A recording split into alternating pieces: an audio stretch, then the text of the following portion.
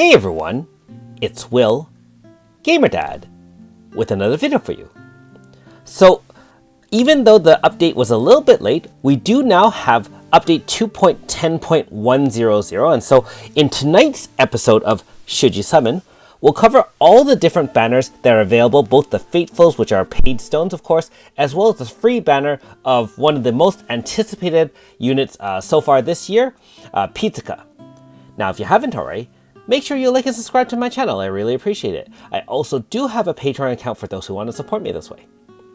So let's start off with the first Fateful encounter, the Strike Formation. And so if you read the notice a few hours earlier, this one only lasts for about, almost a month, and you have to use 1,000 paid stones if you do want to summon on this banner. Now in the future, once you do continue with the Heavens subscription, you will be able to use one of the tickets, and you can see the ticket icon in the summoning screen. But for us, we don't have access to that yet since our first month is still free and you don't get a ticket on the first month.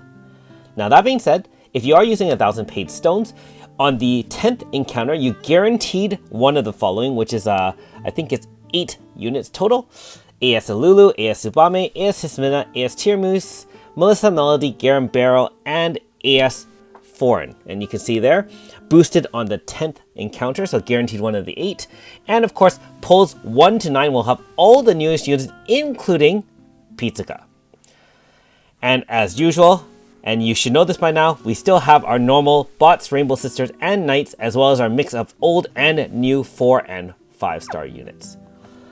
Now, my opinion of this particular Fateful encounter is that because of the mix of units, there is a lot of risk in summoning a paid 1,000 stone in order to get one of the units you want. Now, for argument's sake, let's just say you don't have any of the 8 units. I suppose that adding 1 unit to your roster might not be a bad idea.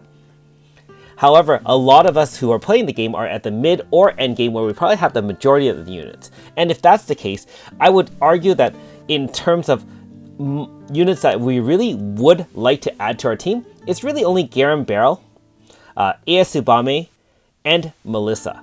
I mean, the other 5 are not bad, but I wouldn't consider them must-haves by any stretch of the imagination. For example, AS Foreign can be grinded out with treatises. Most people have a 4-star version.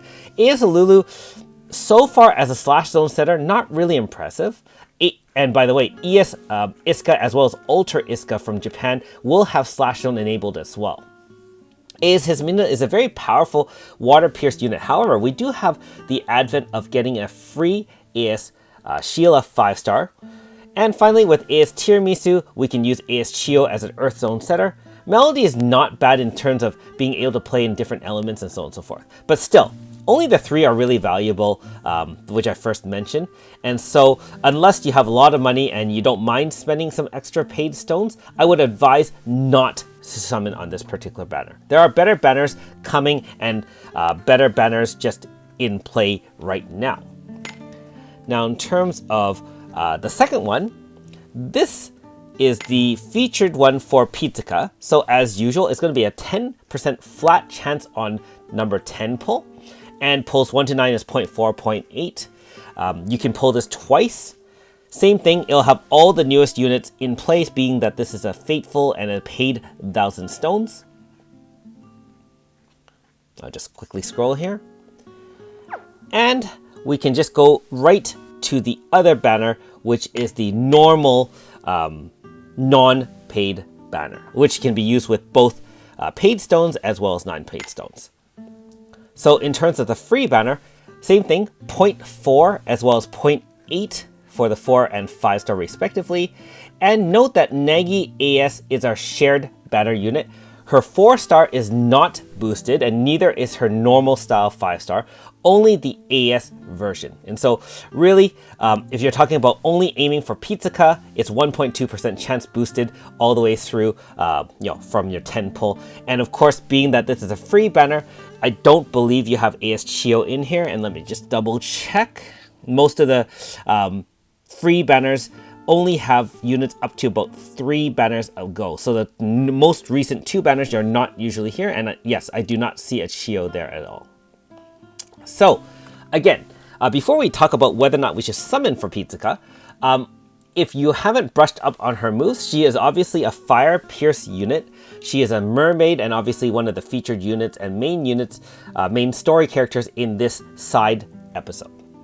Now, she has a unique mechanic that's only available in her so far. There are no units either in Global or Japan that can currently do this singing thing. So what she does is when she does a song, it locks in a certain ability for 3 turns. She doesn't act, but the effects of the song is continuous until she either gets, disabled or dies or so on and so forth. These moves and abilities stack with existing buffs and debuffs, including zones. So some of the most powerful combinations that people are imagining and using with Pizzica is using things like Melissa with Flash Strike stance and Pizzica, or really powerful zone type combinations with Pizzica as a kind of a enhancer. Now, we'll go back to that in just a second, but keep in mind, as a support unit, she actually boosts AF at the end of turn by 10% every turn. So already not bad in helping you boost the AF bar. And keep in mind that that's probably because that a lot of times you'll be using a song. When she is singing, she can't do anything. And so instead of having her do nothing, it still generates a 10% AF boost. Now, in terms of her songs themselves, a lot of them are very tailored to very high offense as well as high defense. So for example, some of them are, for example, 50% damage reduction on all party members. Also, at end of turn effects, there'll be healing 30%, restore MP, restore status. So that's a pure healing one. There's also a really powerful attack one that guarantees crit of all party members guaranteed for 100%, and this is continuous. So it's not like per move, it's all the time while the song's in effect. Damage and healing of all party members plus 100%, so double attack. And while in song, at the end of turn, inflict break on all enemies. So not only are you doing double attack, with the break, that's quad attack on top of all the other multipliers, buffs, and debuffs on the enemies and on your team as you can stack. It is pretty crazy. So, should you summon on Pizzica? Now, I know that the general consensus of Pizzica is must have, super powerful, crazy, blah, blah, blah, blah, blah. And I don't disagree with any of that. In terms of a pure support unit, you have no unit that can currently do what she does. And like I said, what a lot of people do is they'll activate a large AF either one turn with Melissa in Flash Strike right off the bat, or potentially a 2-turn with a very powerful, elemental or weapon zone attack. Keep on, and then blast that AF. Near the end of the AS, when the combo attack is highest, you activate the song, and especially the one that does the crit rate as well as damage double, for example. Then your last couple of hits will do a tremendous amount of damage, and if the enemy isn't killed, like a boss with an HP stopper, it'll inflict breaks, so that at the start of your next turn, you'll probably be able to end the fight right there and then. Not only that, but remember that 50% damage reduction as a, is stackable with things like Aurora Force, where you have a 50% type shield. Obviously, you can also stack the 50% damage reduction, and that could help make the difference between surviving a fight and not surviving a fight. So, obviously there's more uses of Pizzica, but I'm just saying some of the more basic ones she can do. Now, one thing I will say about Pizzica is that an interesting but potentially disturbing trend in Another Eden is that you're starting to see a lot of units having damage reduction. So for example, Rosetta with her Manifest is able to have a 20% damage reduction barrier kind of thing. You can see that Pizzica has a 50% reduction. You have the Garum barrels at 100% reduction for one turn or one move, and so on and so forth. And so just as a point for me, and just as pure speculation, I suspect that in the future, you'll not only have to deal a ton of damage, you're going to have to also take a lot of damage, and elements or moves such as this that can reduce damage by 50% might be very, very useful down the road. So, like I said before, she is a very good unit. I would say borderline great, but keep in mind she is considered a support unit. She really works well if she is added to an existing roster that is already very, very powerful. For example, if you have multiple zones, if you have Flash Strike with Melissa, and other powerful DPS, you're really using Pizzica to enable those teams to drive the additional damage to end a fight or just power it up even more. If you're asking Pizzica to run the offense directly herself, I don't think she's able to do that on her own. And so, you know, as awesome as Pizzica is, she really does do well when you add her to a powerful roster. Now, for newer players to the game that don't have a lot of units, you may be asking, well, should I still summon Pizzica? I'm not sure if I can use her now or use her later. As part of your consideration, keep in mind, this is the only uprated banner that we've seen so far for Global, and even in Japan, I don't know if she's come back as an uprated. And so if you miss on this chance to get her as a 1.2% chance, that is 0.4 plus 0.8, you may have to wait for an off-banner spook pull to get Pizzica, and that could be very, very painful. And keep in mind that if you don't have both units, remember that AS Nagi is part of the banner itself.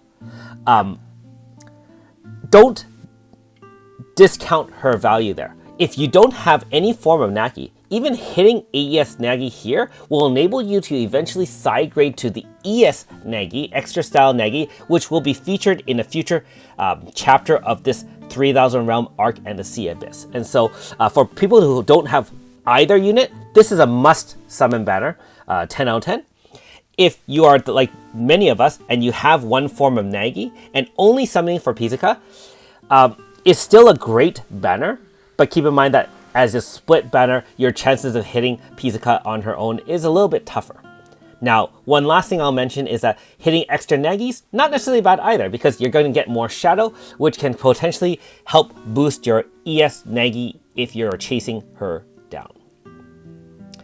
Anyways, so hopefully that gives you some insight as to whether or not you should be summoning on this banner. Like I said, it is a very hyped banner, and I'm not going to say anything except that I do think Pizzica is very powerful and can be used and added to any roster to make it better, provided you have quite a good roster to start with. So let me know in the comments below how your summons went, if they were awesome, mediocre, or unfortunately poor. If you haven't summoned yet, I wish you all the greatest of luck. I know that you know, this is very similar to the Milsha banner where AS Nagi was featured, and this is a second mermaid girl, and so hopefully your luck will hold out and hit the featured unit.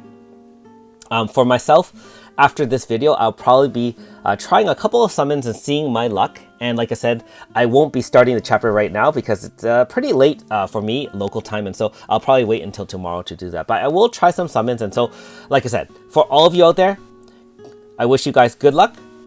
Hopefully you can share some amazing pulls with me, and you know, may the RNG treat you well. Anyways, thanks for watching. We'll see you next time.